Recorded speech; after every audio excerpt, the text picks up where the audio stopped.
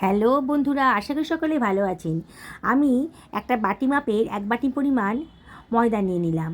ওই বাটি পরিমাণেরই হাফ বাটি নিলাম বেসন, আর ওই বাটিগুলি 1/4 বাটি নিলাম সুজি।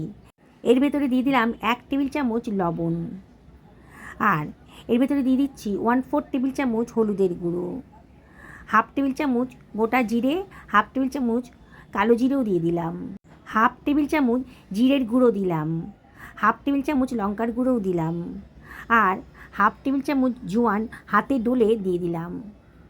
অসম্ভব টেস্টি হবে। 1 টেবিল চামচ গোলমরিচের গুঁড়ো আর খানিকটা কসুরি মেথি হাতে ডলে দিয়ে দিলাম।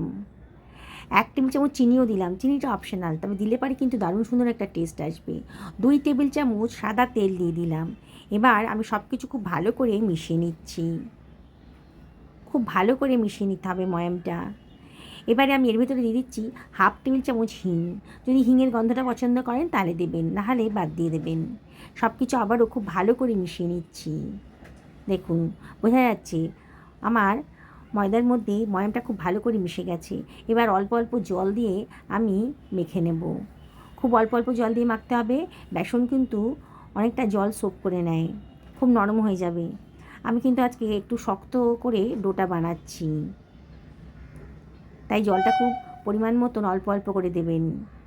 দেখুন, ময়দাটা খুব ভালো করে ঠেসে ঠেসে মেখে নিতে হবে। যত ভালো করে মাখবেন আপনার রেসিপিটা কিন্তু ততই সুন্দর হবে, টেস্টি হবে। তাই 3 থেকে 4 মিনিট খুব ভালো করে ঠেসে ঠেসে এটাকে মেখে নিতে হবে। দেখুন, স্মুথভাবে ডোটা তৈরি হয়ে গেছে। এবার 1 টেবিল চামচ সাদা তেল দিয়ে আবারও এই ডোটার গায়ে ভালো করে মাখিয়ে রাখছি। খুবই সোজা রেসিপিটা, আর টেস্ট কিন্তু একেবারে অসাধারণ। এবার এটাকে আমি রেখে দেবো মিনিট 10 জন্য রেস্টে। কতগুলো আলু নিয়ে নিয়েছি। আলুগুলো জল দিয়ে খুব ভালো করে ধুয়ে নেব। আলু গায়ে অনেক কাদামাটি লেগে থাকে। এবার আলুগুলোর খোসা আমি কেটে বাদ দিয়ে দিচ্ছি। খোসা কাটা হয়ে গেছে। এবার আলুগুলোকে ডুমুডুমু করে কেটে নিচ্ছি। খুব বেশি বড়ও করব না, আর খুব বেশি ছোটও হবে না। আজকে পুরো পরিবারের জন্যে ডিনার বানাচ্ছি। আলুটা কাটা হয়ে গেছে, একটা পাত্রের ভেতর নিয়ে নিলাম আলুটা, আর এর ভেতর দিয়ে দিলাম 1 টেবিল চামচ লবণ। এবার দিয়ে দিচ্ছি জল। জল আর লবণ দিয়ে আলুটাকে বেশ খানিকক্ষণ ভিজিয়ে রাখবো। আলুর ভেতর অনেক স্টার্চ থাকে, এবার ভিজিয়ে রাখলে কিছুটা পরিমাণ স্টার্চ কিন্তু কমে যাবে। আমি মিষ্টি কুমড়ো নিয়ে নিয়েছি। মিষ্টি কুমড়োটা আগে থেকে ধুয়ে পরিষ্কার করে নিয়েছি। এবার মিষ্টি কুমড়োর খোসাগুলো আমি কেটে বাদ দিয়ে দিচ্ছি। পুরো খোসা কাটবো না, কিছুটা কিছুটা খোসা রেখে দেবো। পুরো খোসা কাটলে পরে মিষ্টি কুমড়ো তাড়াতাড়ি নরম হয়ে যাবে, গলে যাবে, খেতে ভালো লাগবে না। ডুমু ডুমু করে কেটে নিচ্ছি। কাটা হয়ে গেছে, সরিয়ে রাখলাম। আমি একটা ফ্রাই প্যান নিয়ে নিয়েছি। ফ্রাই প্যানটা গরম করতে বসিয়ে দিয়েছি। 2খানা শুকনো লঙ্কা একটু ফাটিয়ে দিয়ে দিলাম। এর ভেতরে আমি দিয়ে দিচ্ছি 1.5 টেবিল চামচ মতন 5 ফোড়ন। হ্যাঁ বন্ধুরা, আজকে 5 ফোড়ন দিয়েই এই রেসিপিটা বানাবো। অসম্ভব টেস্টি হবে। এই স্পেশাল মশলা দিয়ে যদি বানান না, আপনাদের স্বাদ কিন্তু জিভে লেগে থাকবে। এবার গ্যাসের ফ্লেমটা মিডিয়াম টু লোতে রেখে আমি মশলাটাকে ড্রাই রোস্ট করে নিচ্ছি। সুন্দর একটা গন্ধ বেরোতে শুরু করবে যখন, তখনই বুঝবেন যে মশলাটা ড্রাই রোস্ট হয়ে গেছে। এবার এটাকে আমি নিয়ে নিচ্ছি একটা মিক্সার গ্রাইন্ডারের ভেতরে। এখনও গরম আছে, এটাকে ঠান্ডা করে তারপরে এটাকে গ্রাইন্ড করব। সরিয়ে রাখছি। আমি একটা কড়াই বসিয়ে দিয়েছি গ্যাস ওভেনে। কড়াইটা যখন বেশ গরম হয়ে গেছে, তখন এর ভেতরে দিয়ে দিচ্ছি 1.5 টেবিল চামচ সর্ষের তেল। এবার তেলটা যখন বেশ গরম হয়ে গেছে, তখন আমি হাফ বাটি ছোলা ভিজিয়ে রেখেছিলাম, এই ছোলাটা দিয়ে দিলাম গরম তেলের ভিতরে। এবার একটু নাড়াচাড়া করে এটাকে ফ্রাই করে নিচ্ছি। গ্যাসের ফ্লেমটা মিডিয়াম টু হাইতে রেখেছি, আর অনবরত কিন্তু নাড়তে হবে। নেড়ে নেড়ে ছোলার কাঁচা ভাবটা একদমই কাটিয়ে দিতে হবে। ছোলাটা আমি 3-4 ঘন্টা ভিজিয়ে রেখেছিলাম গরম জল দিয়ে। ছোলাটা 1.5 থেকে 2 মিনিট ভালো করে ফ্রাই করে নিয়েছি। এবার হাফ টেবিল চামচ 5 ফোড়নের ভেতরে দিয়ে দিলাম, দিয়ে আবারও খানিকক্ষণ ফ্রাই করে নেব। বোঝাই যাচ্ছে ছোলাটা বেশ ফ্রাই হয়ে গেছে, কালারটাও চেঞ্জ হয়ে গেছে। ছোলা ভিজিয়ে এভাবে ভেজে নিলে পরে দারুণ সুন্দর টেস্ট আসবে। এবার কেটে রাখা আলুগুলো আমি জল থেকে ঝরিয়ে এর ভেতরে দিয়ে দিলাম, দিয়ে আবারও সব কিছু ভালো করে মিশিয়ে নিচ্ছি। গ্যাসের ফ্লেমটা মিডিয়াম টু হাইতে রেখেছি, আর অনবরত কিন্তু নাড়তে হবে। মিনিটখানিক ভাজার পর এর ভেতর দিয়ে দিলাম 1 টেবিল চামচ মতো লবণ, আর এর ভেতর দিয়ে দিচ্ছি 1/2 টেবিল চামচ হলুদের গুঁড়ো, 1/2 টেবিল চামচ ধনের গুঁড়ো, 1/2 টেবিল চামচ জিরের গুঁড়ো, আর 1/2 টেবিল চামচ লঙ্কার গুঁড়োও দিয়ে দিলাম। লঙ্কাটা অবশ্যই নিজেদের পছন্দ মতো দেবেন। দিয়ে আবারও সব কিছু খুব ভালো করে মিশিয়ে নিচ্ছি। এবারে তো দিয়ে দিচ্ছি কতগুলো তেজপাতা, দিয়ে খুব ভালো করে আবারও নাড়াচাড়া করে নিচ্ছি। মিনিটখানেক খুব ভালো করে নাড়াচাড়া করে নিতে হবে। তারপর আমি দিয়ে দিচ্ছি কেটে রাখা মিষ্টি কুমড়োটা, আর একটা টমেটোকে কুচি করে কেটে রেখেছিলাম দিয়ে দিলাম। দিয়ে আবারও সব কিছু খুব ভালো করে মিশিয়ে নিচ্ছি। আবারও 1.5 থেকে 2 মিনিট খুব ভালো করে নাড়াচাড়া করে নিতে হবে। অসম্ভব টেস্টি একটা নিরামিষ রেসিপি তৈরি হয়ে যাচ্ছে। নিরামিষের দিনে কিংবা উপবাসের দিনেও আপনারা এই রেসিপিটা বানিয়ে ফেলতে পারেন। কতগুলো কাঁচা পাকা লঙ্কাও দিয়ে দিলাম, আর ঢাকা দিয়ে একেবারে লো ফ্লেমে মিনিট 3 রান্না করে নেব। 2-3 মিনিট বাদে আবারও এটাকে নাড়াচাড়া করে দিচ্ছি।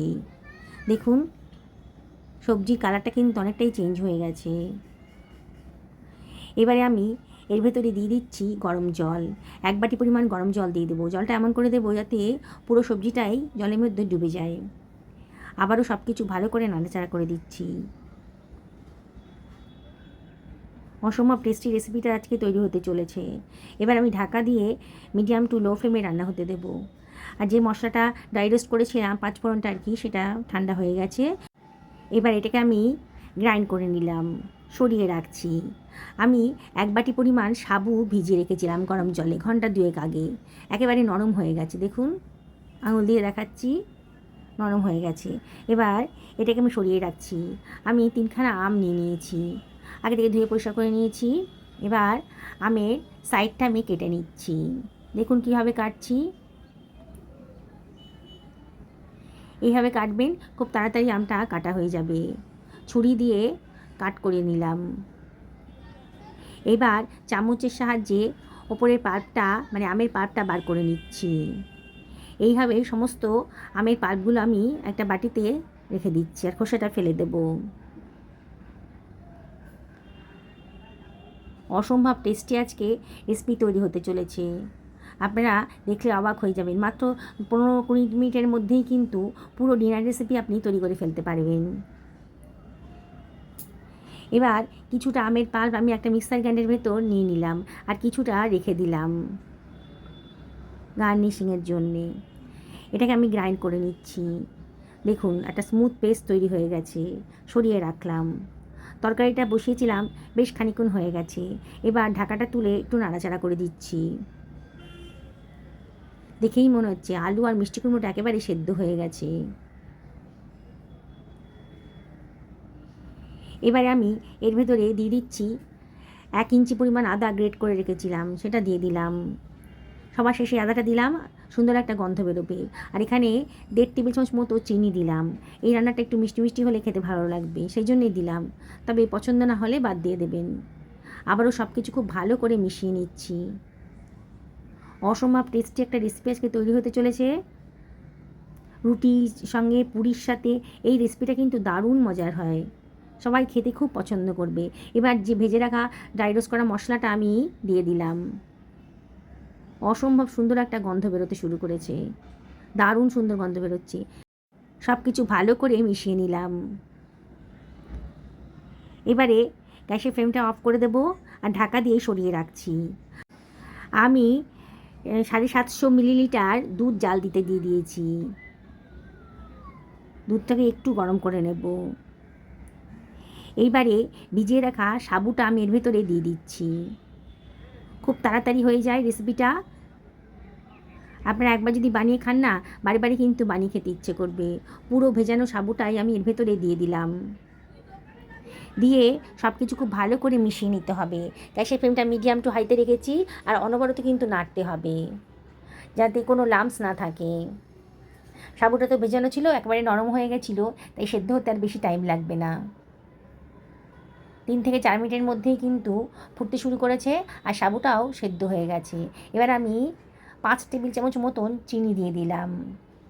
আর দিয়ে দিচ্ছি সামান্য 1 চিমটা লবণ। যে কোনো মিষ্টি জিনিসে যদি লবণ দেন তাহলে কিন্তু টেস্টের একটা সুন্দর ব্যালেন্স আসে।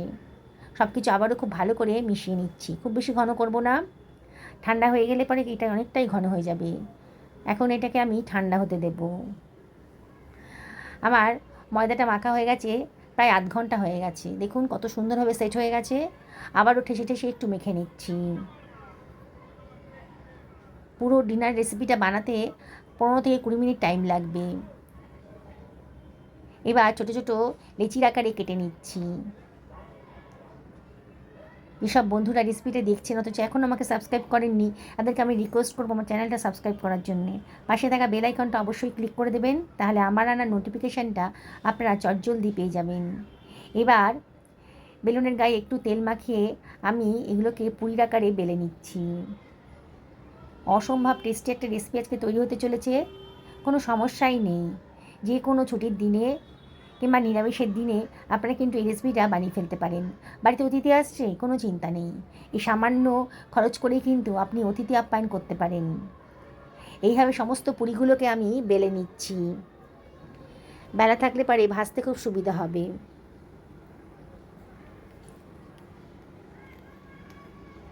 পুরিগুলো বেলা হয়ে গেছে। এবার আমার দুধ সাবুটাও কিন্তু ঠান্ডা হয়ে গেছে। আবার একটু নাড়াচাড়া করে নিচ্ছি, একেবারে ঠান্ডা হয়ে গেছে। এবার আমের যে পাল্পটা আমি বানিয়ে রেখেছিলাম সেটা আমি দিয়ে দিচ্ছি। সব কিছু খুব ভালো করে মিশিয়ে নেব। ঠান্ডা হয়ে গেলেই কিন্তু আমের পাল্পটা দেবেন, নাহলে কিন্তু দুধের ছানা কেটে যেতে পারে যদি আমটা টক হয়। তাই মুখে দিয়ে দেখেছি আমি, আমটা কিন্তু বেশ মিষ্টি আছে। তাও রিস্ক নেবেন না, দুধটা যখন পুরোপুরি ঠান্ডা হয়ে যাবে তখনই আমের পাল্পটা দেবেন। এইবারে যে কেটে রেখেছিলাম আমের কুচিগুলো সেগুলো দিয়ে দিচ্ছি। পুরোটা দেবো না, কিছুটা দিয়ে দিচ্ছি আর কিছুটা গার্নিশিংয়ের জন্যে রেখে দিলাম। আমি আজকে এখানে কাজু, কিশমিশ, পেস্তা কিছুই দিলাম না। এই ছোটো ছোটো আমের টুকরোগুলো যখন মুখের মধ্যে পড়বে না খাওয়ার সময়, তখন খুব ভালো লাগবে। আমি আজকে এই সাবুর পায়েসটার মধ্যে ছোটো এলাচের গুঁড়ো, তারপরে গোলাপ জল কিছুই দিইনি, কেন আমের যে গন্ধটা আছে না, তাহলে পুরোপুরি গন্ধটা পাওয়া যাবে। আমি একটা সার্ভিং প্লেট এটা সার্ভ করে রেখেছি। আমি একটু পাতলাই করেছি, আপনারা যদি মনে করেন যে একটু ঘন করবেন তাহলে একটু ফুটিয়ে নেবেন। আর কেটে রাখা আমের টুকরোগুলোও দিয়ে দিলাম বাটির ভেতরে। দেখুন কতটা লোভনীয় হয়েছে, দেখেই খেতে ইচ্ছে করবে। আমি একটা কড়াইতে পর্যাপ্ত পরিমাণ তেল দিয়ে দিয়েছি গরম করতে, সাদা তেল। তেলটা যখন বেশ গরম হয়ে গেছে, আমার বেলে রাখা একটা পুরির ভেতরে দিয়ে দিচ্ছি।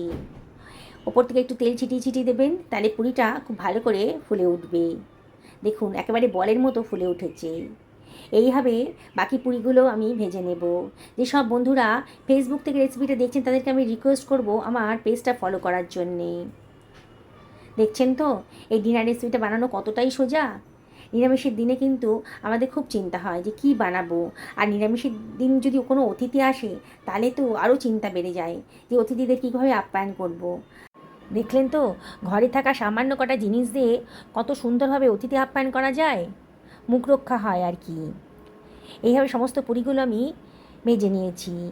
এইবার আমি সার্ভ করে দিচ্ছি, একটা সার্ভিং প্লেটের উপর পুরিগুলো দিয়ে দিচ্ছি। দেখুন পুরো বলের মতো ফুলে উঠেছে পুরিগুলো, এতটা সুন্দর হয়েছে, কতটা লোভনীয় হয়েছে। এবার ছোলা দিয়ে মিষ্টি কুমড়োর আলুর যে তরকারিটা করেছি সেটা দিয়ে দিলাম, আর দিয়ে দিলাম আম দিয়ে সাবুর পায়েসটা।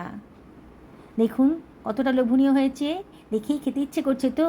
তাহলে দেরি করবেন না, একদিন আমার মতন করে বানিয়ে ফেলুন, পরিবারের সকলকে খাওয়ান, নিজেও খান, দেখবেন পরিবারের সকলে কিন্তু দারুণ মজা করে খাবে। দেখুন আমের পায়েসটা কতটা সুন্দর দেখতে লাগছে।